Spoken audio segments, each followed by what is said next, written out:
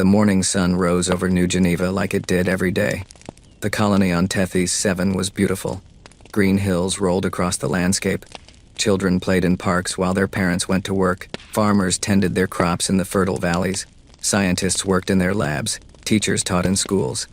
It was a normal day for the 10.3 million humans who called this moon their home. Sarah Chen was walking her daughter to school when she first noticed the shadows. She looked up and saw shapes moving across the sky. At first, she thought they were clouds. Then she realized they were ships. Hundreds of them. They blocked out the sun like a metal curtain being pulled across the heavens. "Mommy, what are those?" her daughter asked. Sarah did not answer. She grabbed her daughter's hand and started running. Across the colony, alarms began to sound. People stopped what they were doing and looked up. The ships were enormous. They were dark green with sharp edges, like blades cutting through the sky. On their hulls was a symbol that every human in the galaxy knew and feared. It was the mark of the Valkyrie Dominion. The Valkyrie were one of the oldest species in the galaxy. They looked like tall lizards that walked on two legs. Their scales were green and brown. Their eyes were yellow with black slits. They had ruled their corner of space for 10,000 years. They sat on the concord of civilized species, the great alliance that governed the galaxy.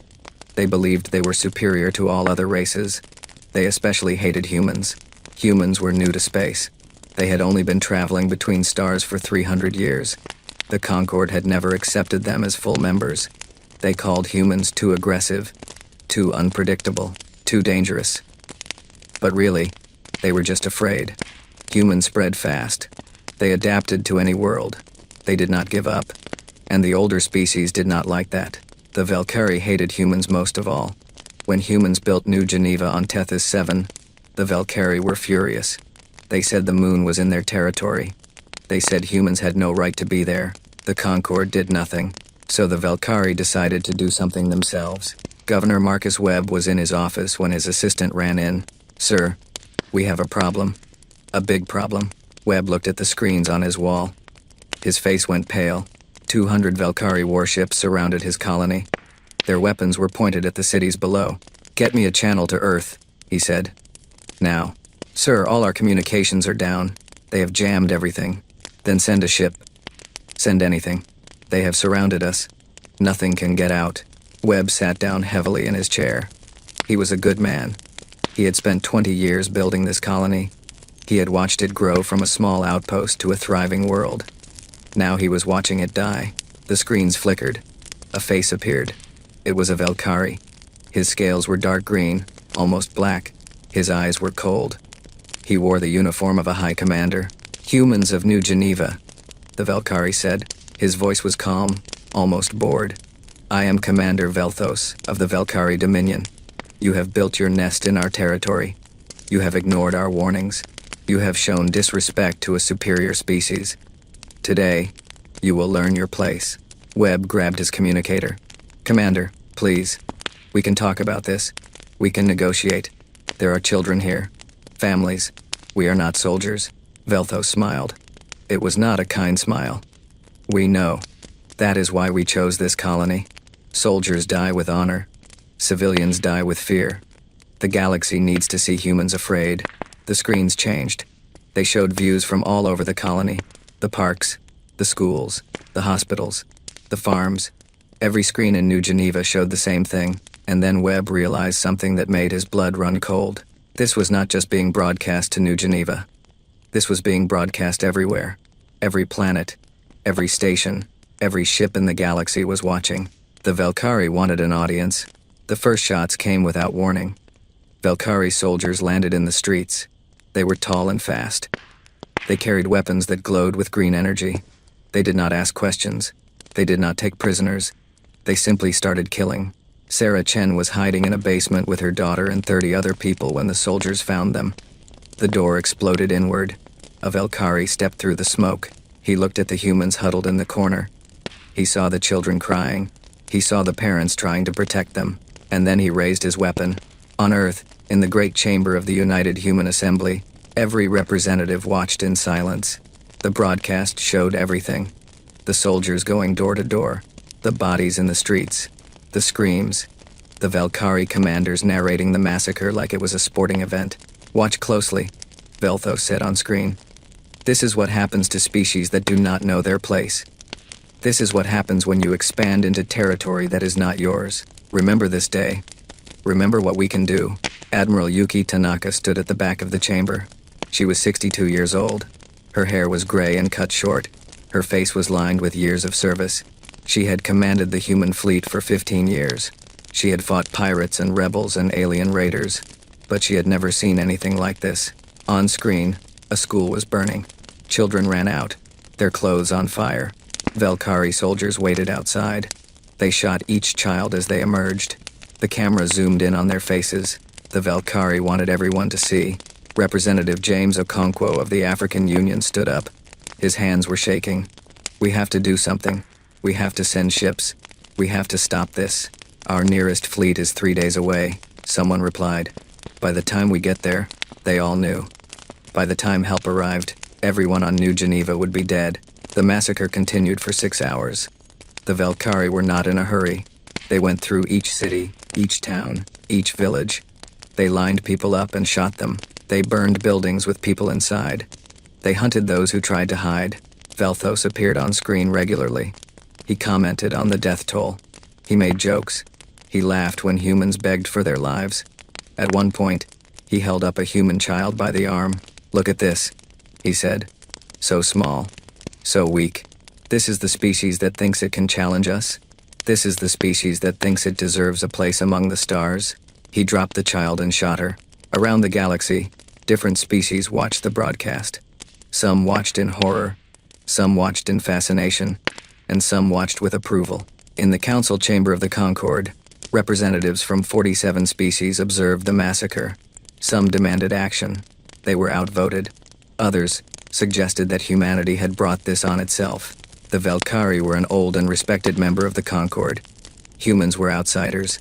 The Concorde decided to do nothing. The Drethkai, a species of insectoid traders, sent a message of congratulations to the Velkari. The Morvani, a race of telepaths, broadcast their enjoyment of human suffering across their networks. The Talvex simply watched in silence, calculating how humanity's weakness might benefit them. No one helped. No one spoke against it. The galaxy watched 10 million humans die, and the galaxy did nothing. Governor Webb was the last to die. The Velkari kept him alive deliberately. They wanted him to see everything. They wanted him to know that he had failed to protect his people. When they finally brought him before Commander Velthos, Webb was a broken man. His clothes were torn and bloody. His eyes were empty. He had watched his world burn. He had heard the screams of millions. Do you have any last words? Velthos asked. His voice was almost kind, like a parent speaking to a child. Webb looked up. Something flickered in his empty eyes. You have made a mistake, he said quietly. Velthos laughed. What mistake? Your species is weak. Your military is small. Your allies are none. What can you possibly do? Webb smiled. It was a terrible smile. The smile of a man who knows something others do not. You killed our children, he said. You made us watch.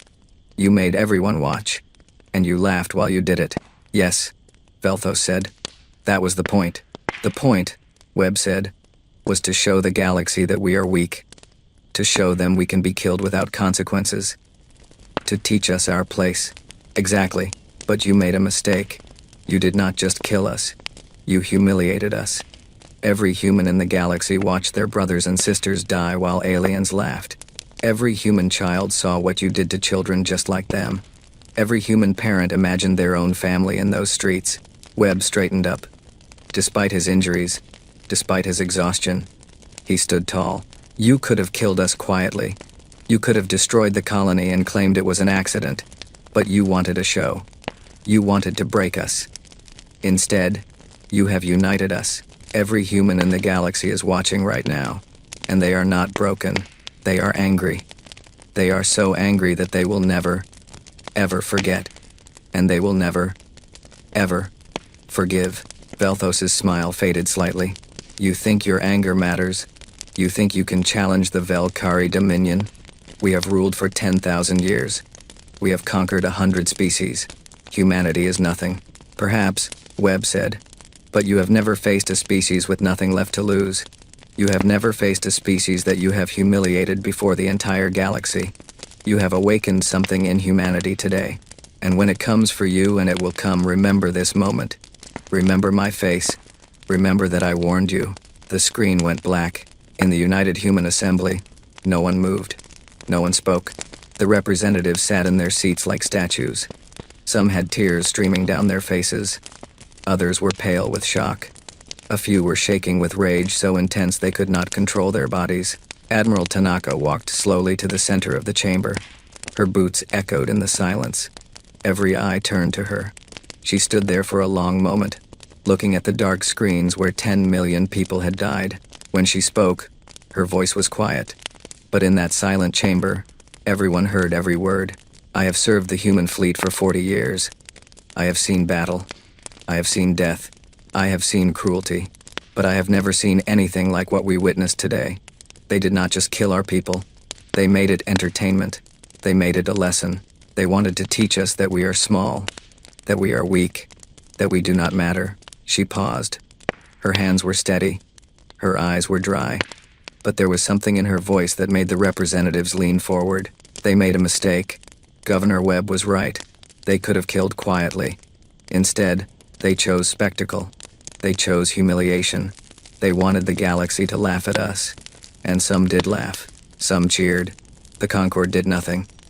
Our calls for help went unanswered. Her voice hardened. So be it. If the galaxy will not help us, we will help ourselves. If the galaxy will not give us justice, we will take it. The Valkyrie wanted to teach us our place. Instead, they have taught us something else. They have taught us that we are alone. They have taught us that no one will protect us. They have taught us that if we want to survive, we must become something that the galaxy fears. She turned to face the full assembly. I am requesting authorization to mobilize every resource at humanity's disposal. Every ship, every factory, every scientist, every soldier. I am requesting that we suspend all normal operations and focus on one goal. Not defense, not protection, retaliation, complete, total, absolute. Representative Okonkwo stood. Admiral, what exactly are you proposing? Tanaka looked at him. Her eyes were cold and hard, like steel that had been forged in fire. I am proposing that we destroy the Valkyrie Dominion. Not defeat, not humble. Destroy.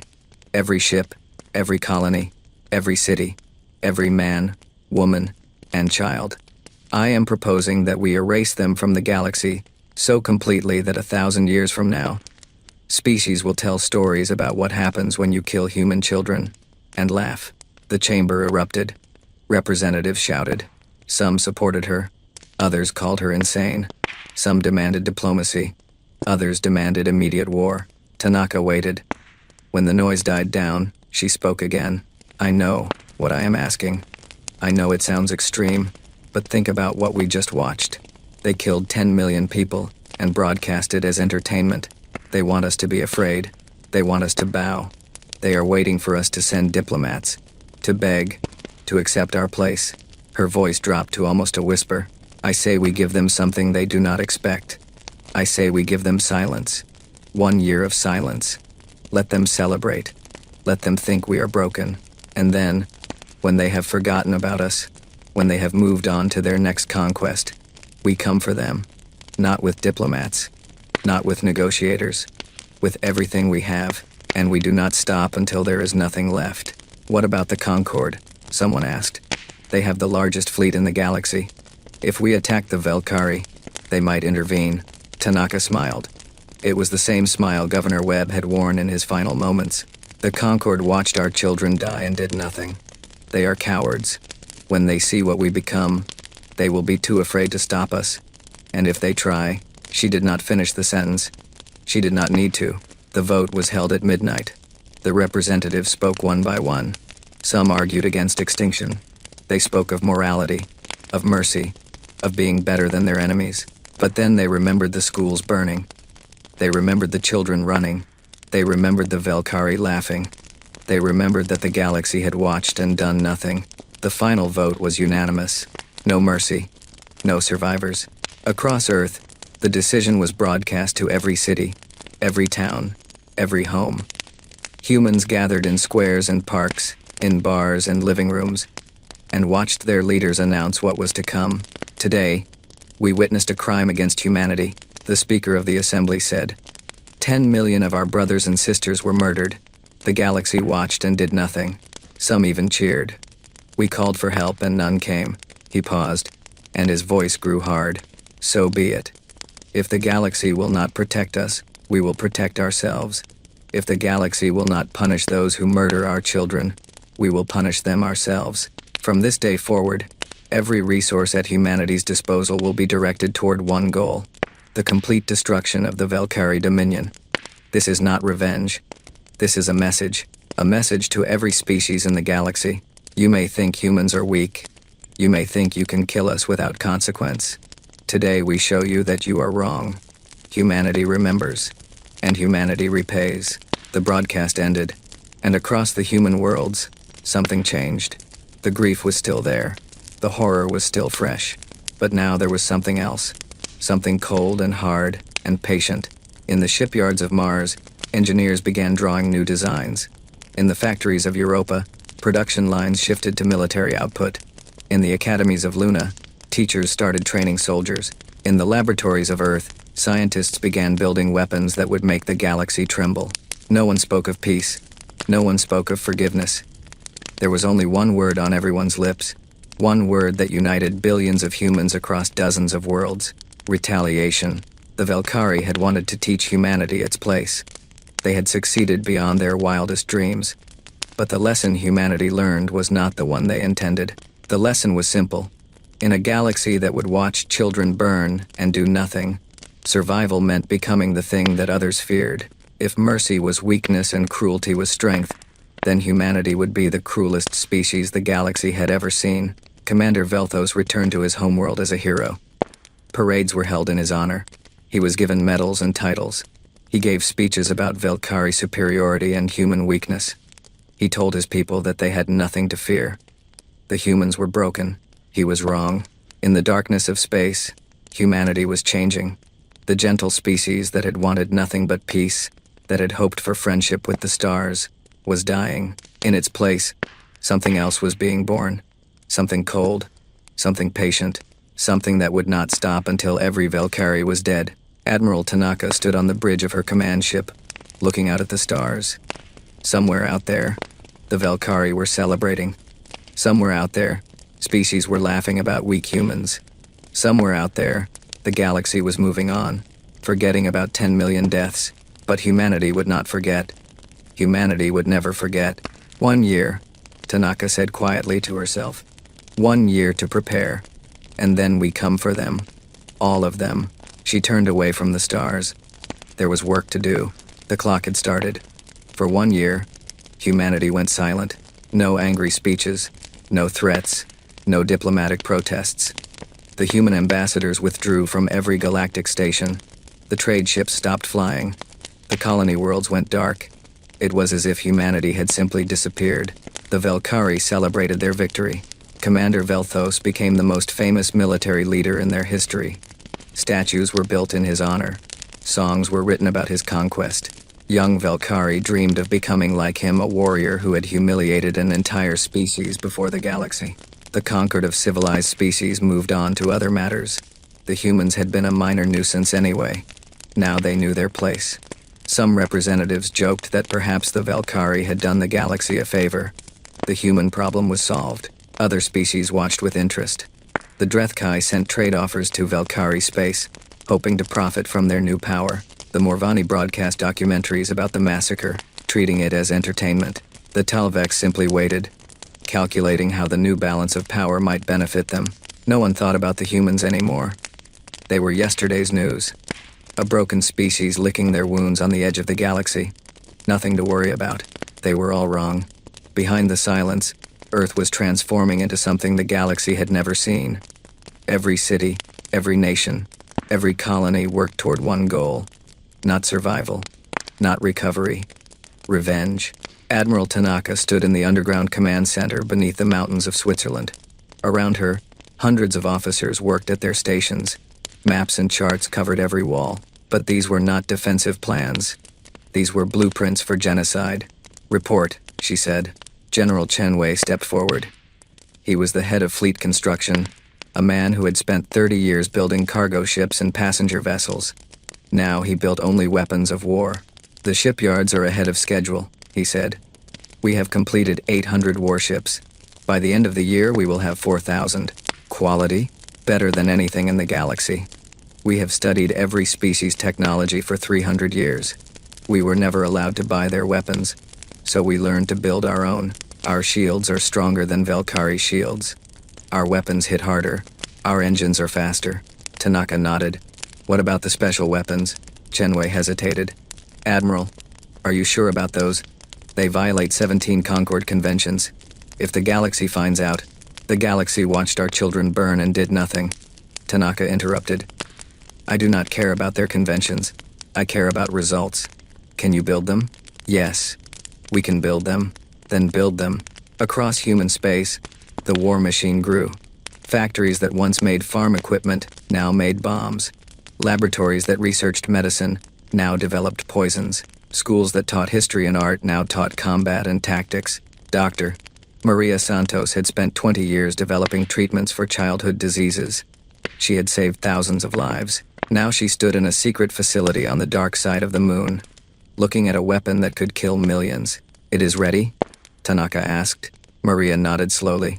Her face was pale. Her hands trembled slightly. Yes. We call it the Shadow. It is a biological weapon. Once released, it spreads through any population within days. The death rate is 100%. There is no cure. Is it specific to Velkari biology? It targets their respiratory system. It will not affect humans or most other species. Only Velkari. Tanaka looked at the small container. It was barely larger than her hand. Inside was enough death to end a civilization. Make more, she said. Maria closed her eyes. When she opened them, they were wet with tears. Admiral, I became a doctor to save lives, not to end them. I know what they did to New Geneva. I saw the broadcasts. I lost my sister in that massacre. But this weapon, it will kill billions. Children. Innocent people who had nothing to do with the massacre. Did the Velkari spare our children? Did they care about innocence? No. But if we do this, are we any better than them? Tanaka turned to face Maria directly. Her eyes were not cruel. They were tired and sad and filled with a weight that few could understand. No, she said quietly. We will not be better. We will be worse. Much worse. And that is exactly what the galaxy needs to see. They watched our massacre and did nothing because they thought we were weak. They need to learn that attacking humanity is not just dangerous, it is suicide. If we show mercy, if we spare the innocent, other species will think they can kill some of us and negotiate later. We cannot allow that. The only way humanity survives is if every species in the galaxy knows, with absolute certainty, that attacking us means death. Not for soldiers, not for leaders, for everyone. Maria stared at her for a long moment. Then she wiped her eyes and straightened her shoulders. How many containers do you need? Thousands. Maria nodded and went back to work. In the intelligence headquarters beneath the Pacific Ocean, Colonel James Mwangi ran the largest spy network in human history. 10,000 operatives had infiltrated every corner of Velkari space. They posed as traders, servants, refugees, laborers. They mapped every city. They cataloged every defense system. They recorded every military base. Show me what we have, Tanaka said during her monthly briefing. Mwangi pulled up a holographic map of Velkari space. It showed 37 inhabited worlds, hundreds of stations, and billions of citizens. Red dots marked military installations. Blue dots marked civilian centers. Green dots marked critical infrastructure. The Velkari Dominion has a population of 28 billion, Mwangi said. Their military is large but spread thin across their territory. Their primary fleet, about 400 warships, is stationed at Kethvar. That is their fortress world. They believe it is unbreakable. Believe? Our operatives have found weaknesses. The station's shields have a gap during their maintenance cycle 12 hours every month. Their early warning system has a blind spot in the asteroid field at the edge of the system, and their communication network relies on 3 central hubs. If we destroy those hubs, their fleet cannot coordinate. Tanaka studied the map. What about their homeworld, Velcora Prime, the most heavily defended planet in their space? Orbital defense platforms, planetary shields, millions of soldiers. A direct assault would cost us half our fleet. That is not what I asked. I asked about the planet, the people, the cities. Mwangi hesitated. 22 billion people live there. Most are civilians, families, workers, people who had nothing to do with New Geneva. But they celebrated it. They cheered.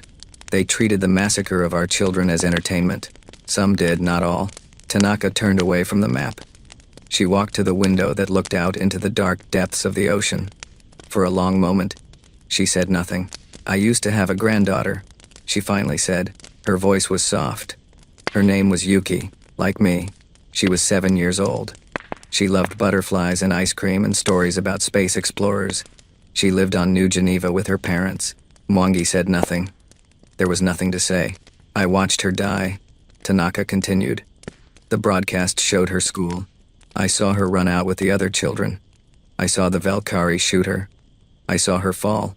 And I heard Commander Velthos laugh. She turned back to face Mwangi. Her eyes were dry but burning with something that went beyond grief. I do not care about innocence anymore. I do not care about mercy. I do not care about what the galaxy thinks or what history says about us. The only thing I care about is making sure that no human child ever dies like that again. And the only way to ensure that is to make the price of attacking us so terrible, so complete, that no species would dare. Mwangi nodded slowly. What do you need from me? Everything. I need to know where every Valkyrie sleeps. I need to know where they work, where they eat, where they hide. When we come for them, I want no survivors. Not because I hate them, though I do, but because the galaxy needs to see what happens when you cross humanity. They need to see extinction. The year passed slowly. To the galaxy, it seemed like nothing was happening. Human space was quiet. Human ships did not fly. Human voices did not speak on galactic channels. But behind the silence, millions worked without rest. Young men and women trained for war. They learned to fight in space and on land. They learned to pilot ships and fire weapons. They learned to kill without hesitation and die without fear. They were called the Revenant soldiers who had already accepted death and wanted only to take as many enemies with them as possible. Scientists developed weapons that the galaxy had never imagined. Ships that could appear from nowhere and disappear again. Bombs that could crack planets. Poisons that could kill billions. Machines that could hack any system and take control of any network. Engineers built the Black Armada. 4,000 warships, each one painted in the color of mourning. Their names were all taken from the massacre ships called New Geneva. Burning children. Never forget. No mercy. Every pilot, every gunner, every engineer carried the memory of what had been done. And through it all, Admiral Tanaka watched and planned. She did not sleep more than 3 hours a night. She did not take vacations or rest days. She reviewed every report, approved every design, questioned every officer. She was building the most devastating military force in galactic history, and she would not allow a single mistake. Near the end of the year, a Concord ambassador requested permission to visit Earth. His name was Veldorian, and he was a Talvex, a tall, thin species known for their diplomatic skill. The Concord wanted to discuss reintegration. They wanted to know if humanity was ready to rejoin the galactic community. Tanaka almost refused. But then she realized that a visit could be useful. The Talvex were good at reading people. If Veldorian saw what she wanted him to see, he would report back to the Concord that humanity was broken. It would make the coming war easier. She greeted him in the ruins of New York City. The city had not been destroyed. It was one of the oldest and greatest on Earth. But Tanaka had ordered it emptied for the ambassador's visit. The streets were deserted. The windows were dark. The only sound was the wind blowing through empty canyons of steel and glass. "Ambassador," Tanaka said. Her voice was flat and tired. "Welcome to Earth." Veldorian looked around with his large, dark eyes. The Talvex had no facial expressions that humans could read, but his body language showed discomfort. "Admiral Tanaka, thank you for receiving me. I must say, I expected more activity. Our people are grieving. They do not wish to see strangers. Of course, the New Geneva incident was unfortunate." Tanaka's eye twitched slightly at the word incident, but she kept her voice calm. "Yes, 10 million dead. We are still counting the bodies." Veldorian made a gesture that might have been sympathy. The Concord wishes to extend its condolences. We also wish to discuss humanity's future in the galactic community. There are concerns that your species may be withdrawing. We are merely recovering. It takes time to heal from such a wound. They walked through the empty streets. Veldorian saw humans occasionally pale, thin figures who shuffled along with their heads down. They did not look up when the ambassador passed. They seemed defeated, broken. I have heard reports, Veldorian said carefully, that humanity is building warships, that your military production has increased dramatically. Tanaka shrugged. We must be able to defend ourselves. The massacre taught us that the Concord will not protect us. We do not wish to be victims again. The Velkari believe you may be planning retaliation. The Velkari killed 10 million of our people and laughed. They can believe whatever they wish. We are not planning anything except survival. Veldorian studied her carefully. He was trained to read deception. He was one of the best diplomats in the Concord. And what he saw was a tired, grieving woman leading a defeated species. The humans were building ships, yes, but they were building them to hide behind. They were not planning war. They were planning to cower in their corner of the galaxy and hope no one attacked them again. That is what he reported to the Concord. That is what he believed. He was executed for incompetence 3 months later. The year ended on a cold December night. In the underground command center, Admiral Tanaka gathered her top officers for the final briefing. The room was dark except for the glow of holographic displays. Report, she said. General Chenwei stepped forward. The Black Armada is complete. 4,200 warships, fully armed and crewed. Every ship carries enough firepower to destroy a planet. Colonel Mwangi was next. Intelligence operations are complete. We have detailed maps of every Velkari world. We know their defensive positions, their patrol routes, their communication networks. We have operatives in place to sabotage their systems at your command. Dr. Maria Santos spoke quietly. The biological weapons are ready. We have enough shadow containers to sterilize every Velkari world. Once deployed, the extinction will be complete within 30 days. Tanaka listened to each report in silence. When they were finished, she stood and looked at the holographic map of the galaxy. The Velkari territory glowed red at the center. Tomorrow, we begin, she said. Operation Remembrance. The complete destruction of the Velkari Dominion. No negotiations. No mercy. No survivors. She turned to face her officers. These were men and women who had dedicated their lives to building the instruments of extinction. They had sacrificed their sleep, their families, their morality for this moment. I want to be clear about what we are doing, she continued. We are not just going to war. We are going to commit genocide. We are going to kill billions of people, most of whom had nothing to do with New Geneva. We are going to become the thing we hate. And when it is over, the galaxy will never see humanity the same way again. She paused. Her voice softened slightly. If anyone wishes to resign, you may do so now. I will not blame you. What we are about to do goes against everything we were taught, everything we believed. But I believe it is necessary. The galaxy will only respect strength, and the only way to ensure humanity's survival is to show them a strength so terrible that no one will ever challenge us again. No one moved. No one spoke. Every officer in that room had lost someone on New Geneva. Every one of them had watched the massacre. Every one of them had heard the Velkari laugh. Tanaka nodded slowly. Very well. Tomorrow at dawn, the Black Armada launches. The Velkari will wake up to find their worst nightmare at their doorstep. And then, they will learn what humanity has become. She walked to the window and looked up at the stars. Governor Webb warned them.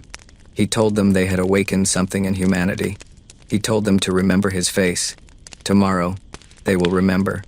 And then they will die. The room was silent. The officers filed out to their posts. The machines of war hummed with power. The ships stood ready in their docks.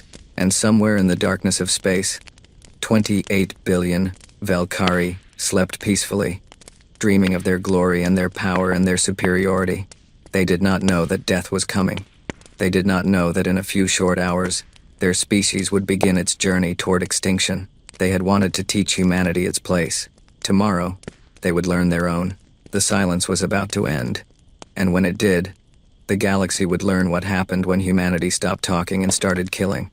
Admiral Tanaka stood alone in the darkness, watching the stars. She thought about her granddaughter.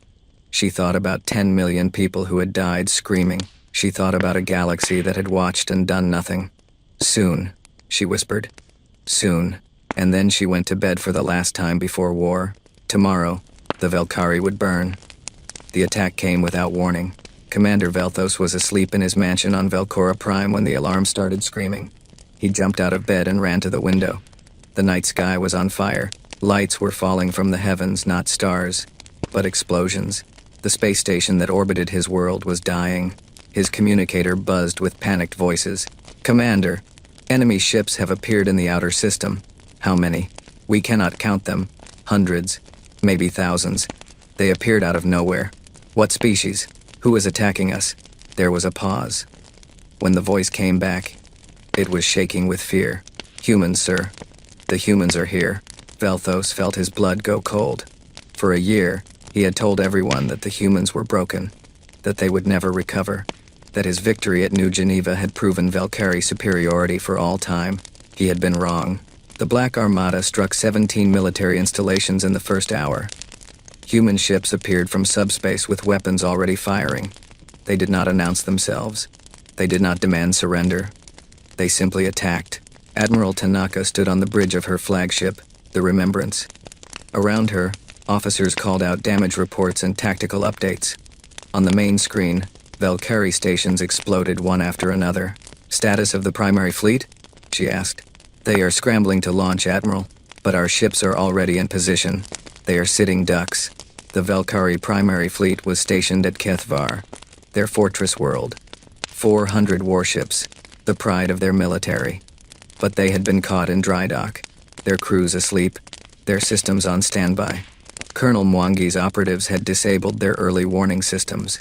By the time the Valkyrie knew they were under attack, it was too late. The Battle of Kethvar lasted 11 minutes. Human ships surrounded the orbital docks and opened fire. Valkyrie vessels tried to launch, but they were cut down before they could clear the station. Some tried to fight back, but their weapons could not track the human ships. Human technology was faster, more precise, more deadly than anything the Valkyrie had ever faced. When it was over, 400 Valkyrie warships were nothing but debris. The pride of their fleet, destroyed in less time than it took to eat breakfast. Tanaka watched the last ship explode and felt nothing. No satisfaction. No triumph.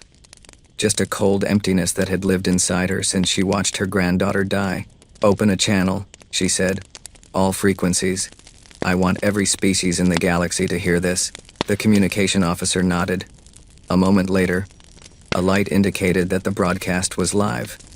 Every planet, every station, every ship in known space was listening. Tanaka stepped forward and spoke. This is Admiral Yuki Tanaka of the United Human Fleet. 1 year ago, you watched the Valkyrie murder 10 million humans on New Geneva. You watched them kill our children and laugh. You watched, and you did nothing. Some of you even cheered. She paused to let her words sink in. Today, we give our response. Not to the Valkyrie. They are already dead, they just do not know it yet. Our response is to the galaxy. To every species that watched our children burn. To every voice that laughed at human suffering. To every government that decided we were not worth protecting. Her voice hardened. Watch closely. This is what happens when you kill human children. This is what happens when you make us watch. This is what happens when you laugh. We are not going to stop until the Valkyrie are extinct. Not defeated. Not humbled. Extinct. And when we are done, every species in this galaxy will know. Humanity remembers. And humanity repays. She cut the transmission. On Velcora Prime, Commander Velthos watched the broadcast with disbelief. His fleet was gone. His military stations were burning. And the human admiral was promising extinction. Get me the Concorde, he shouted. Get me anyone. We need help. But when he reached the Concorde chamber, he found only chaos. Representatives from 47 species were arguing, shouting, pointing fingers. No one could agree on what to do.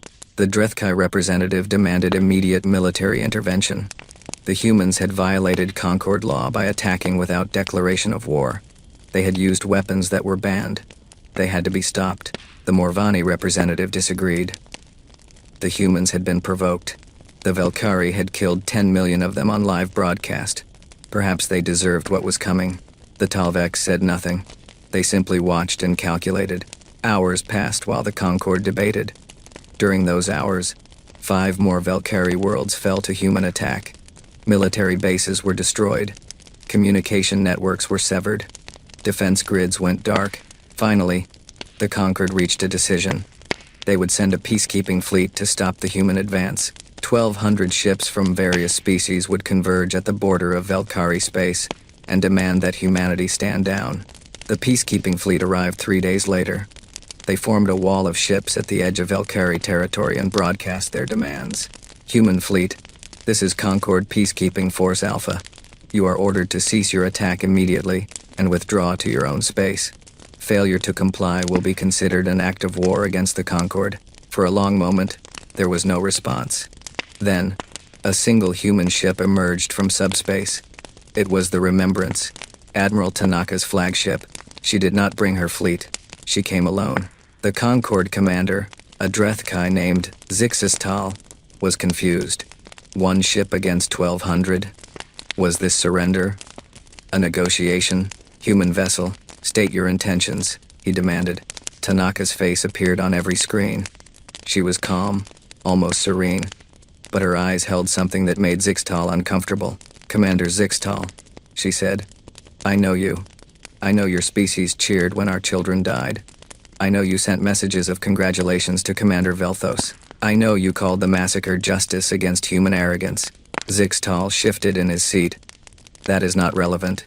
The Concord ordered nothing when the Valkyrie killed 10 million of my people. The Concord watched and did nothing. Some of you applauded. And now you come here to protect the murderers? To stop us from seeking justice?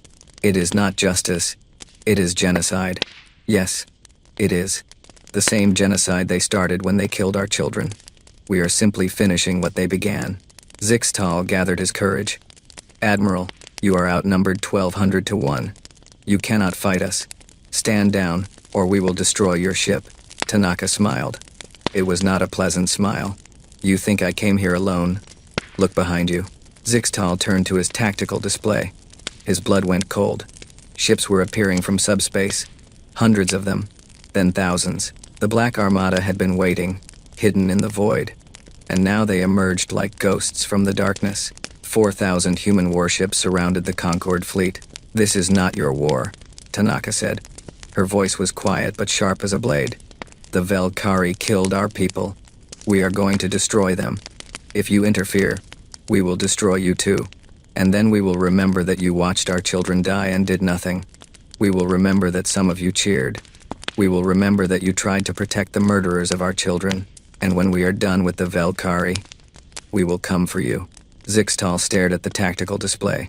His fleet was surrounded. Human weapons were locked on every ship. One wrong move, and 1,200 Concord vessels would be turned to dust. You cannot threaten the Concord, he said. But his voice wavered. I am not threatening. I am explaining. You have a choice. Leave now, and humanity will consider the matter closed. We have no quarrel with your species, only with those who killed our children. But if you fire a single shot, if you stand in our way for a single moment, you will share their fate. She leaned forward, and Zixtal saw something in her eyes that made him forget how to breathe. It was not anger.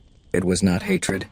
It was certainty. Absolute, unshakable certainty that she would do exactly what she said. I watched my granddaughter die, Tanaka said quietly.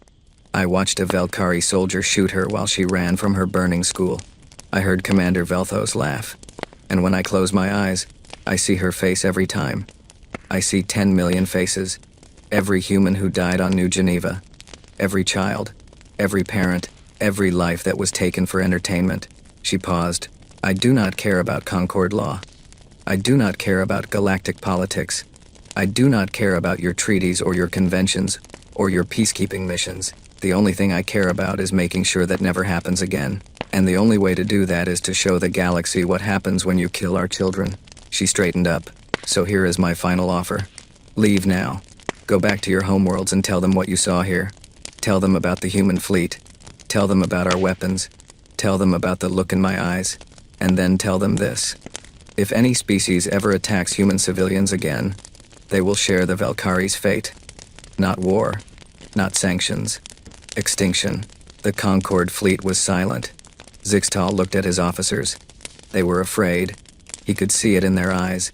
They had come to enforce galactic law, and instead they had found themselves surrounded by the instruments of extinction. Your orders? His second-in-command whispered. Zixtal thought about the Valkyrie. He thought about the massacre broadcast. He remembered watching it with his colleagues. He remembered laughing. Laughing at the weak humans. Laughing at their deaths. He was not laughing now. All ships, he said finally. Withdraw. Commander? I said withdraw. Full retreat. Get us out of here. The Concorde fleet turned and ran. 1,200 ships fled like prey from a predator. They had come to stop a genocide and left with their tails between their legs. On the bridge of the Remembrance, Tanaka watched them go. Should we pursue? Her tactical officer asked. No, let them run. Let them tell everyone what they saw. The galaxy needs to understand that we are not playing games. We are not negotiating. We are exterminating. She turned back to the star map. Valkyrie territory glowed red before her. Continue the operation. Destroy everything. The human fleet moved through Valkyrie space like a plague. World after world fell. Military bases were annihilated. Civilian infrastructure was targeted. Power grids went dark. Food production facilities were destroyed. Communication networks were severed. The Valkyrie had never faced anything like this. Their military was designed for conventional warfare, fleet against fleet, army against army. But the humans did not fight conventionally. They appeared from nowhere, struck without warning, and vanished before reinforcements could arrive. Worse, they did not take prisoners. Every captured Valkyrie base was destroyed with everyone inside.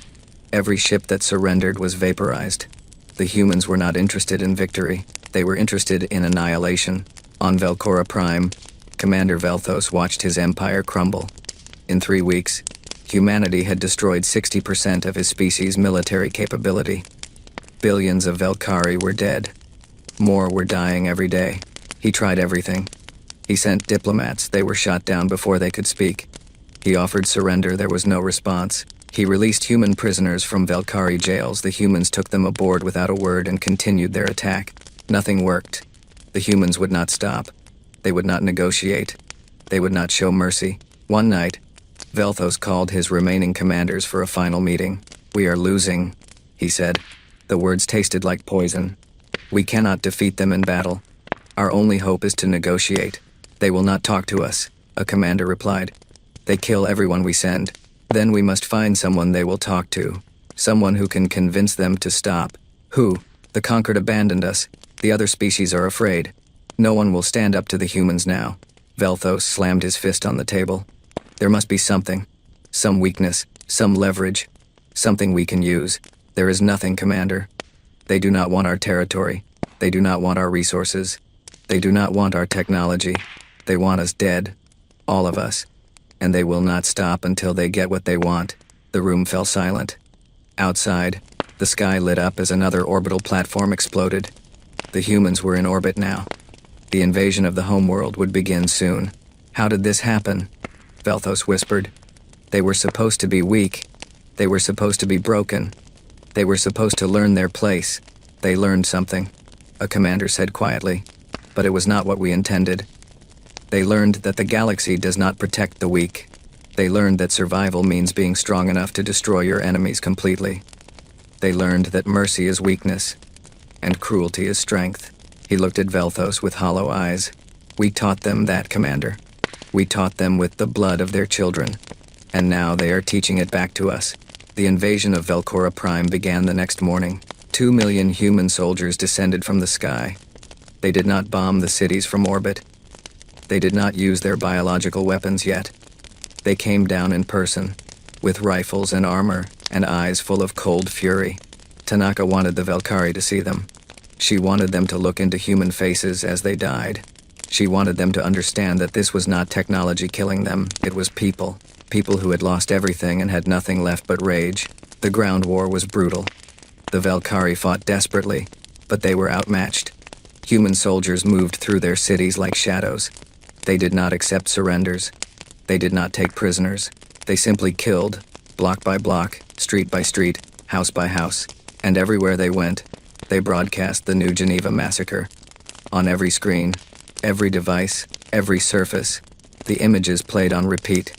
Valkyrie citizens watched their own soldiers killing human children, watched Commander Velthos laughing, watched the galaxy do nothing. This is why, the broadcast said, this is why you die. Tanaka landed on Velcora Prime on the third day. She wanted to be there in person. She wanted to see the end with her own eyes. She walked through the ruined streets of the capital city, surrounded by her guards. Valkyrie bodies lay everywhere. Some were soldiers, many were not. Men, women, children all dead. The smell of burning filled the air. A young officer walked beside her. His name was Lieutenant Kenji Sato. He had been born on New Geneva and had escaped on one of the last evacuation ships before the massacre. His entire family had died. "Admiral," he said quietly, "we have captured Commander Velthos. He is asking to speak with you." Tanaka stopped walking. For a moment, she stood perfectly still. "Where is he?" "The Grand Chamber, where they used to hold their government meetings." Tanaka nodded slowly. "Take me to him." The Grand Chamber had once been magnificent. High ceilings, beautiful artwork, symbols of Valkyrie power and history. Now it was a ruin. The ceiling had collapsed. The artwork was burned. The symbols were shattered. In the center of the room, on his knees, was Commander Velthos. He looked nothing like the proud warrior who had broadcast the massacre. His scales were dull. His eyes were empty. His uniform was torn and stained with blood. The war had broken him.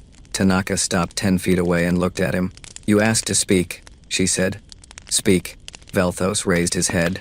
When he spoke, his voice was a whisper. "Please, stop. We surrender. We will give you everything. Our territory, our resources, our technology. We will become your servants, your slaves, anything you want. Just please, stop killing us." Tanaka studied him for a long moment. Then she walked closer, until she was standing right in front of him. "Tell me something, Commander. Do you remember my granddaughter?" Velthos blinked. "What?" "Her name was Yuki. She was 7 years old. She was in the school that your soldiers burned. I watched her die on your broadcast. Do you remember her?" I do not know who." "Of course you do not. She was just one child among 10 million. One face among millions of faces. You did not care who they were. You just wanted to teach humanity a lesson." She knelt down so her eyes were level with his. "Congratulations, Commander. You taught us well. You taught us that the galaxy does not care about human lives. You taught us that mercy is weakness. You taught us that the only way to survive is to become the thing others fear." She stood up. "Now we are teaching you." Velthos began to cry. "Please. I am sorry. If I could take it back, you cannot. And even if you could, it would not matter. This is not about revenge anymore. This is about sending a message to every species in the galaxy. A message that will echo through the stars for 1,000 years. She turned to walk away, then stopped. "You wanted the galaxy to see what happens when you challenge the Valkyrie. Well, Commander, the galaxy is still watching. And now they are going to see what happens when you challenge humanity." She left him there, weeping on the floor of his broken empire. Outside, the war continued. And in the distance, human ships prepared to release the final weapon, the one that would end the Valkyrie forever. The final stage of the war was the most brutal. 6 months into the campaign, the Valkyrie Dominion was dying. 60% of their population was already dead. Their military was destroyed. Their infrastructure was ruins. Their government had collapsed. But billions of Valkyrie remained, crowded onto their homeworld in a handful of surviving colonies. They believed they might survive. They believed the humans would eventually stop. They believed that someone would save them. They were wrong. Admiral Tanaka stood in her command center aboard the Remembrance. Around her, holographic displays showed the remaining Valkyrie populations. 9 billion on Velcora Prime, 3 billion scattered across the remaining colonies, 12 billion souls waiting to die. General Chenwei stood beside her. His face was tired. He had not slept properly in months. "We have them surrounded," he said. "Velcora Prime is blockaded. Nothing gets in or out. The remaining colonies are isolated. They have no way to fight back." "What are their conditions?" "Bad. Very bad. We destroyed their food distribution networks. We cut their power grids. They are starving and freezing. Disease is spreading through their refugee camps. Even without our direct intervention, millions are dying every day. Tanaka nodded slowly. That is not enough. Chenwei hesitated. Admiral, we have killed billions. We have broken their civilization. Surely that sends the message we wanted. No. The message is not complete until they are gone. All of them. She turned to face him. General, I understand your hesitation. I share it. What we are doing is monstrous. History will call us murderers, and history will be right. But if we stop now, if we show mercy, other species will think they can kill some of us and negotiate later. They will think humanity has limits. They will test those limits. She pointed to the display showing Velcora Prime. 9 billion Velcari live there. If we spare them, they will rebuild. In 100 years, they will be strong again. In 200 years, they will remember what we did, and they will want revenge. And their children will grow up hating us. The cycle will never end. So we kill them all? Even the children? Especially the children. The children will grow up to become soldiers who hate us. They will become scientists who build weapons to use against us. They will become leaders who dream of vengeance. The only way to end this is to make sure there is no one left to seek revenge. Chenwei closed his eyes. When he opened them, they were filled with pain. I became a soldier to protect people, not to slaughter them. I know. And when this is over, you can hate me. You can curse my name. You can tell your grandchildren that Admiral Tanaka was a monster. But you will have grandchildren. Because we will have made humanity safe. Because no species will ever dare to attack us again. The price of our security is our souls. And I am willing to pay that price. She turned back to the display. Begin the final phase. And General? Yes, Admiral. Do not use the biological weapons yet. I want the ground troops to finish the job. I want the Velcari to see human faces as they die. I want them to know that this was done by people, not machines. I want them to understand that every human on this ship, every soldier on the ground, every pilot in the sky, made a choice to destroy them. Not because we had to, because they made us want to. The invasion of Velcora Prime entered its final weeks. Human soldiers moved through the cities with grim efficiency. They went block by block, building by building, room by room. Every Velcari they found was killed. Soldiers who surrendered, civilians who hid, children who cried. Lieutenant Kenji Sato led one of the ground teams. He was 23 years old. Before the war, he had wanted to be a teacher. Now he was a killer. His team entered a residential building on the outskirts of the capital. The power was out. The hallways were dark. Their flashlights cut through the shadows, revealing walls covered in Velcari script that none of them could read. Movement on the 3rd floor. A soldier whispered. They climbed the stairs slowly, weapons ready. At the end of the hallway, they found a closed door. Kenji signaled his team to take positions, then kicked it open. Inside was a family. A male Velcari stood in front of his wife and 2 children, his arms spread wide as if that could protect them. The children were small, barely half Kenji's height. Their yellow eyes were wide with terror. Please, the father said.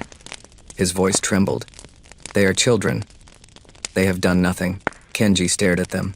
His rifle was raised. His finger was on the trigger. Behind him, his team waited for his order. He thought about New Geneva. He thought about his little sister, who had been 9 years old when she died. He thought about the broadcasts that showed Velcari soldiers laughing as they shot children. These children were not those soldiers. They were innocent. They had not killed anyone. They had not laughed at human suffering. But their parents had watched the broadcasts. Their grandparents had celebrated the massacre. Their species had treated human deaths as entertainment. And if he let them live, they would grow up. They would remember this night. They would remember the human soldier who killed their father but spared them. And one day, they might come for revenge. The cycle would never end, unless someone ended it. Kenji's jaw tightened. His eyes grew cold. The last traces of the young man who had wanted to be a teacher disappeared. He pulled the trigger. When it was over, his team moved on to the next building. None of them spoke. None of them looked at each other. They did their job in silence, like machines. Later that night, sitting alone in his quarters, Kenji stared at his hands. They were covered in green blood. He had killed 17 people today. Soldiers, civilians, children. He had lost count of how many he had killed since the war began. He wondered if he would ever be able to forget their faces. He wondered if he would ever be able to sleep without hearing their screams. He wondered if there was anything left of the person he had been before. He did not have answers. He only had more killing to do tomorrow. Admiral Tanaka visited the surface every few days. She wanted to see the war with her own eyes. She wanted to bear witness to what she had ordered. One afternoon, she walked through a destroyed city that had once been home to 3 million Valkyrie. Now it was empty. The buildings were broken shells. The streets were covered in ash and debris. The only sounds were the wind and the distant rumble of explosions. Her guards found a survivor hiding in the basement of a collapsed building. It was an old female Valkyrie, too weak to run. They brought her before the Admiral. The old Valkyrie looked up at Tanaka with clouded eyes. She did not seem afraid anymore. She was beyond fear. "Why?" she asked. Her voice was a rasp. "Why do you kill us all? We surrendered. We offered everything. Why will you not stop?" Tanaka knelt down so she could look into the old woman's eyes. "What did you do when you saw the New Geneva massacre?" The old Valkyrie was silent for a moment. "I watched, like everyone else. And what did you think?" The silence stretched longer. "I thought, the humans deserved it. For expanding into our space. For disrespecting our people. Did you cheer?" The old woman closed her eyes. "Yes. May the ancestors forgive me. Yes. I cheered." Tanaka nodded slowly. "So did most of your species. 10 million people died, and you celebrated. You made it a holiday.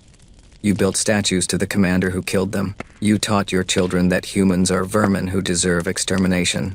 She stood up. "Now you ask me why we will not stop. The answer is simple. You taught us what we are worth. You taught us that our lives have no value. You taught us that the galaxy will cheer when we die." She looked down at the old woman. "So we learned a different lesson. We learned that if our lives have no value, then neither do yours. We learned that mercy is weakness. We learned that the only way to survive in this galaxy is to make others fear us more than they fear anything else." She turned to walk away. "You wanted to teach us our place. You succeeded. Our place is at the top, and we will burn anyone who tries to pull us down." The old woman watched her go. A few minutes later, a soldier came to finish what the Admiral had started. The war continued. The death toll climbed higher every day. On other worlds, other species watched with growing horror. The Concord had dissolved in all but name. Representatives no longer met because no one knew what to say. The humans were committing genocide, and there was nothing anyone could do about it. Some species tried to help the Valkyrie. The Morvani sent a diplomatic mission, hoping to negotiate a ceasefire. The human fleet destroyed their ships before they could enter Valkyrie space. The Drethkai, who had once congratulated the Valkyrie on the massacre, now sent frantic apologies to humanity. They offered trade deals, territory, even their own military secrets. The humans did not respond. They did not need to.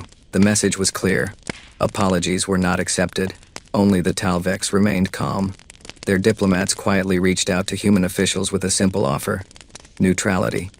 The Talvex had never cheered for the massacre. They had never supported the Valkyrie. They wanted humanity to know that they were not enemies. Tanaka considered their offer for 3 days before responding. In the end, she accepted. The Talvex were too useful to destroy and too smart to provoke. They would make valuable partners in the new galaxy order. One neutral species was allowed to survive. The rest would learn what it meant to have been enemies of humanity. On Velcora Prime, the end was approaching. The human armies had pushed the remaining Valkyrie population into a small area around the capital city. 5 billion people crowded into space meant for millions. There was no food, no water, no power. Disease swept through the camps. The dead were piled in the streets because there was no room to bury them. Commander Velthos was still alive, held in a prison beneath the ruins of the Grand Chamber. Tanaka had kept him alive deliberately. She wanted him to see the end. She visited him one last time on the final day. Velthos looked like a skeleton. His scales had turned gray. His eyes were empty. He had not eaten in days. He no longer had the strength to stand. "It is almost over," Tanaka said. "Tomorrow, we release the shadow. Your species will be extinct within a month." Velthos raised his head slowly. "Why? You have won. You have destroyed us. Why must you kill everyone? Because winning is not enough. I told you before, this is a message. The galaxy needs to see what happens when you kill human children. They need to see total extinction. They need to know that there is no negotiation, no surrender, no mercy, only death. We are already destroyed. We are no threat. Not yet. But if I spare the survivors, they will rebuild. They will remember.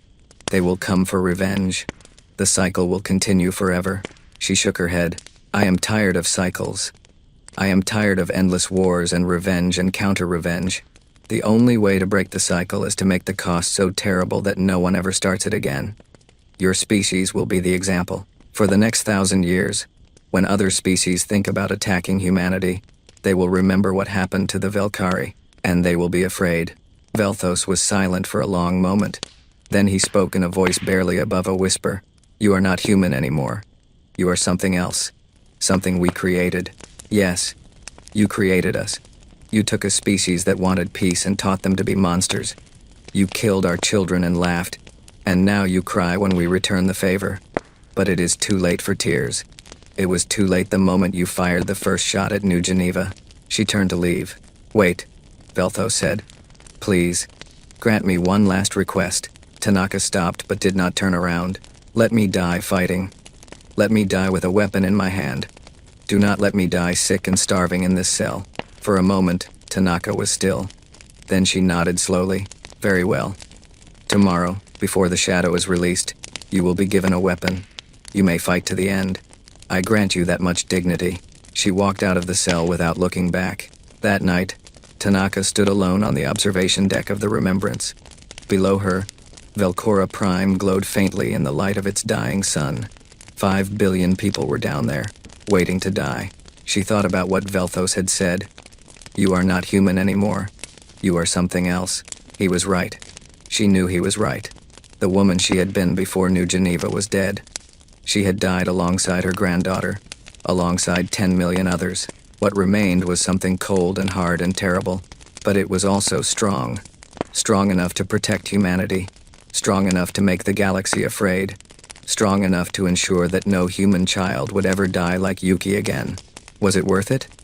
She asked the empty darkness. All those billions of lives, all that blood on my hands, all those souls I have sent to whatever waits beyond death. She did not expect an answer. She did not receive one. But deep inside, in the place where her humanity used to live, she knew. The answer was no. Nothing was worth this. Nothing could justify the extinction of an entire species. And yet she would do it anyway, because the alternative was worse. Because showing mercy now would invite future attacks. Because the galaxy only respected strength, and she had to be the strongest. Tomorrow, the Velkari would die. And Yuki Tanaka would die with them, the last remnants of the woman she had been before the war. What would remain was something else. Something the galaxy would fear for 1,000 years. Forgive me, she whispered to the stars. To her granddaughter. To the billions she was about to kill. But she knew there would be no forgiveness. Not for her. Not ever. She turned away from the window and went to prepare for the end. Tomorrow, the Velkari Dominion would cease to exist, and humanity would take its place as the most feared species in the galaxy. The sun rose over Velcora Prime for the last time on October 17th, 2349. In the skies above, human ships formed a ring around the planet. In the ruins below, 5 billion Velkari waited for death. They knew it was coming. They had seen the reports. The humans had developed a weapon that could kill their entire species. Today, they would use it. Admiral Tanaka stood on the bridge of the Remembrance. Around her, officers prepared the deployment of the Shadow, the biological weapon that would end the Velkari forever. No one spoke. The silence was heavy with the weight of what they were about to do. Admiral, General Chenwei said quietly. We are ready. Tanaka nodded but did not respond immediately. She stared at the planet below, thinking about the billions of lives that would end today. Mothers and fathers, children and grandparents, artists and teachers, workers and dreamers. All of them would die because of what a few of their leaders had done. It was monstrous.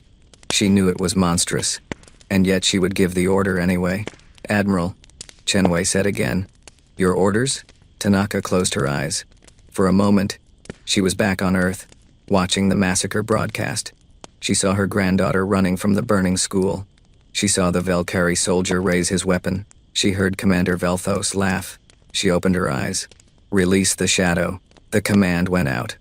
Across the planet, human ships opened their cargo holds and released thousands of small containers.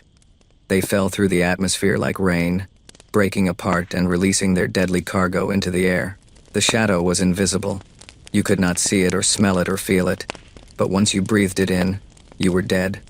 There was no cure, no treatment, just a slow decline over days and weeks, until your body simply stopped working. The first Valkyrie began dying within hours. By the end of the first day, millions were sick. By the end of the first week, billions were dying. The planet became a world of the sick and dying, where the streets were filled with bodies and the air was thick with the sounds of suffering. Tanaka watched it all from orbit. She did not look away. She bore witness to every death, every moment of suffering. She had ordered this. She would not hide from it. Commander Velthos died on the fourth day. True to her word, Tanaka had given him a weapon and allowed him to fight. He led a small group of Valkyrie soldiers in a final charge against the human forces on the ground. They fought bravely, desperately, knowing there was no hope of victory. They just wanted to die on their feet. Velthos killed 3 human soldiers before he was finally shot down. He lay in the ruins of his capital city, his green blood pooling beneath him, and looked up at the human who had killed him. "Do you think this will bring them peace?" he gasped.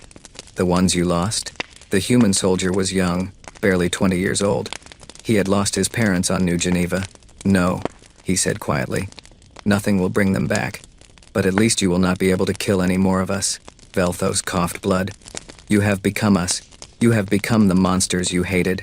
Yes, you made us this way." Velthos closed his eyes. When he spoke again, his voice was barely a whisper. "Then may the ancestors have mercy on us all, because this galaxy will know no peace now." He died with those words on his lips.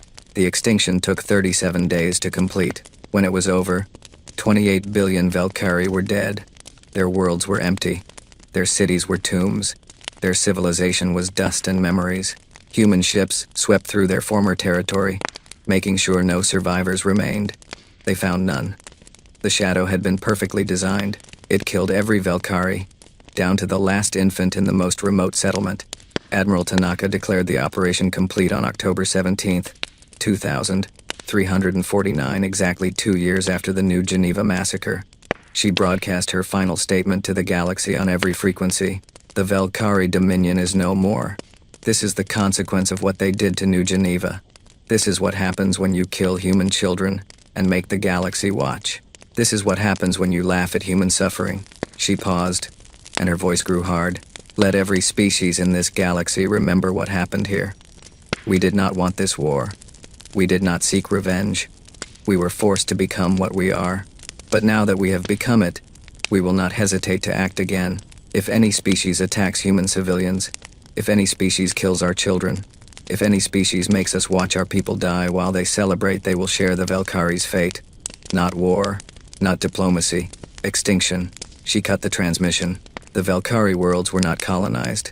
Their technology was not salvaged. Their history was not preserved. Humanity left them exactly as they were, empty monuments to the cost of attacking humans.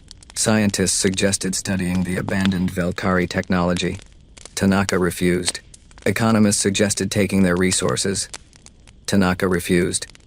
Politicians suggested at least claiming their territory. Tanaka refused. "Let them stand empty," she said. "Let every ship that passes through see what we did. Let every species remember. The Valkyrie planets are not prizes to be claimed. They are warnings to be heeded." And so 37 worlds became ghost planets. Silent reminders of what humanity was capable of when pushed too far. The galaxy changed after the Valkyrie extinction. The concord of civilized species, which had governed galactic politics for thousands of years, dissolved completely. Representatives no longer met because there was nothing left to discuss. The old order was gone. In its place was fear, and fear wore a human face. Species that had once mocked humanity now sent ambassadors with trembling hands and generous gifts. Species that had cheered the New Geneva massacre suddenly remembered urgent diplomatic missions and trade agreements. Everyone wanted to be friends with humanity now. Everyone was terrified of being next. The Drethkai came first. Their representatives arrived on Earth wearing mourning clothes and carrying records of every Drethkai who had supported the Valkyrie. They offered to execute those individuals publicly as a sign of goodwill. Tanaka refused. "We are not interested in your internal justice. We are interested in your behavior going forward. Treat humanity with respect, and we will have no quarrel.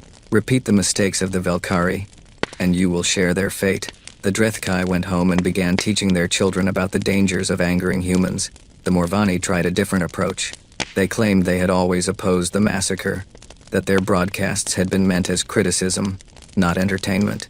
They presented falsified records and doctored memories. Tanaka knew they were lying. But she also knew that the Morvani were more useful alive than dead, at least for now.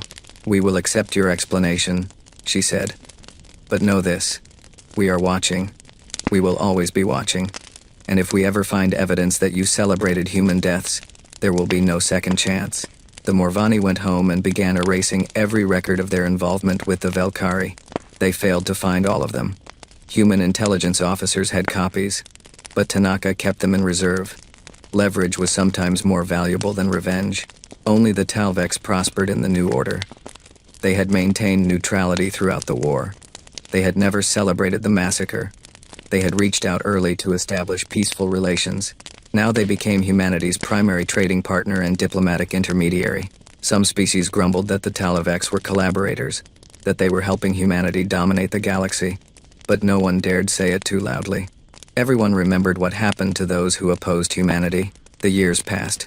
The galaxy settled into a new normal. Humanity expanded rapidly. Without the Concord to restrict them, humans claimed new worlds throughout the galaxy. Their population grew. Their technology advanced. Their military became the strongest force in known space. But something had changed in the human spirit. The species that had once dreamed of friendship with the stars was gone. In its place was a harder people. A people who trusted no one outside their own kind. A people who smiled politely at alien diplomats while keeping their weapons close. The children born after the war grew up learning about New Geneva. They watched the massacre broadcasts in school. They visited the memorial worlds where the names of 10 million dead were carved into endless walls of black stone. They were taught that the galaxy was dangerous, that other species would kill them if given the chance, that survival meant being strong enough to destroy any enemy completely. These children did not hate aliens. Hate was too hot an emotion. Instead, they regarded other species with cold suspicion. They were polite but never friendly. They traded but never trusted. They maintained peace but always prepared for war. This was the legacy of New Geneva. This was what the Valkyrie had created when they killed 10 million people and laughed. Admiral Yuki Tanaka retired from military service 10 years after the war ended. She was 82 years old and tired in ways that had nothing to do with age. She returned to New Geneva, which had been rebuilt as a memorial world. The colony was gone. No one wanted to live where so many had died. Instead, the entire moon had been transformed into a place of remembrance. At its center was the wall, a structure that stretched for miles in every direction. On its surface were carved the names of every person who had died in the massacre, 10,327,416 names. It took days to walk from one end to the other. Tanaka bought a small house near the wall. She spent her remaining years tending a garden in the shadow of the names. People came to visit her, sometimes journalists, historians, military officers wanting to learn from her experience. She received them politely, but rarely had much to say. "What do you want me to tell you?" she would ask. "That I am proud of what I did? I am not. That I regret it? I do not. I did what had to be done. The galaxy needed to learn that humans cannot be killed without consequence. They learned. That is all that matters." One journalist asked her the question that everyone wanted to know. "If you could go back, would you do it differently? Would you show mercy?" Tanaka thought about it for a long time before answering.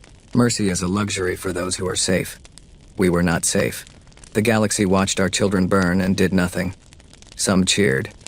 If we had shown mercy to the Valkyrie, other species would have seen weakness. They would have tested us. More humans would have died. The cycle would have continued forever. She paused and looked out at her garden. I broke the cycle. I paid for that with my soul. 28 billion souls, to be precise. I will carry that weight until I die and beyond. But humanity is safe now. Other species fear us. They will not attack us. Not because we are strong, but because they saw what happens when they try. That fear is worth more than any treaty or alliance. She turned back to the journalist. So no, I would not do it differently. I would make the same choice 1,000 times. Because the alternative is worse.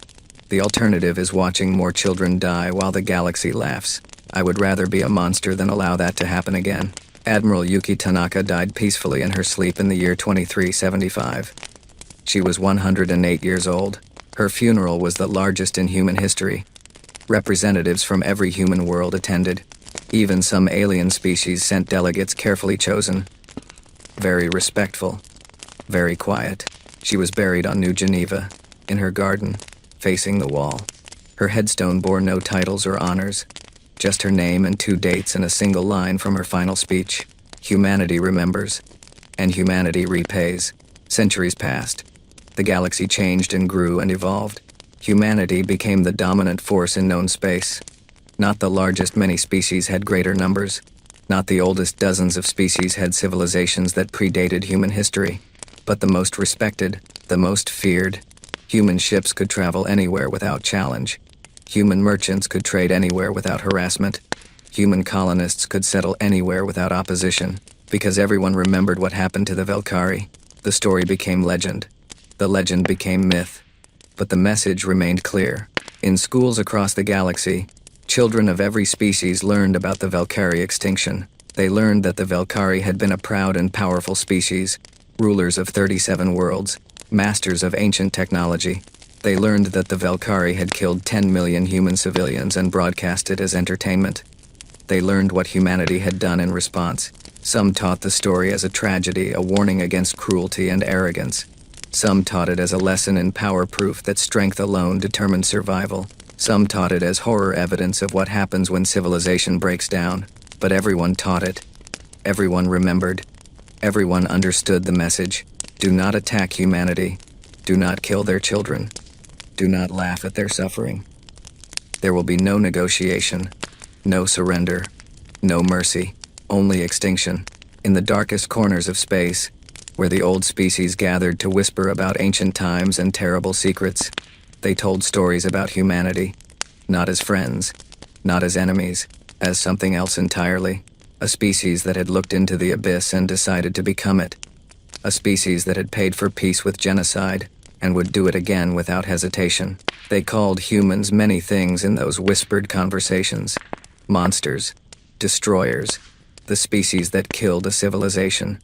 But the most common term, the one that spread from species to species and world to world, was simple: the rememberers.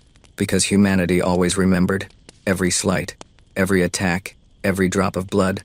They recorded it all and passed it down through generations, and when the time came for repayment, they repaid in full and more.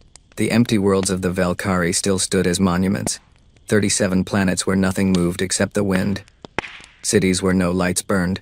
Streets where no footsteps sounded. Silent testimony to the price of attacking humanity. Ships passing through the region sometimes picked up old broadcasts. Valkyrie voices speaking to each other about daily life. About art and music and politics. About hopes and dreams and fears. Ghost transmissions from a dead civilization. Reminders that the Valkyrie had once been alive, had once loved and laughed and wept, before humanity erased them from existence. Some travelers found it haunting. Others found it satisfying. Most just found it terrifying. And on New Geneva, the wall still stood. 10 million names carved in black stone, stretching for miles beneath an alien sky. Visitors came from across the galaxy to see it. Humans came to remember their dead. Aliens came to remind themselves why they should never challenge humanity. At the center of the wall, in a place of honor, was a small plaque. It bore no name, only a message, the words that Admiral Tanaka had spoken on the day she launched the war that changed the galaxy. No mercy, no survivors. Below it, in smaller letters, was added later, "This is the price of touching our children. Let the galaxy remember." The galaxy remembered. The galaxy would always remember. And in the silence of the empty Valkyrie worlds, in the shadow of the wall, in the fearful whispers of 100 species, humanity's message echoed through the centuries. Do not test us. Do not challenge us. Do not make us remember. Because when we remember, we repay. And we never forget. Never.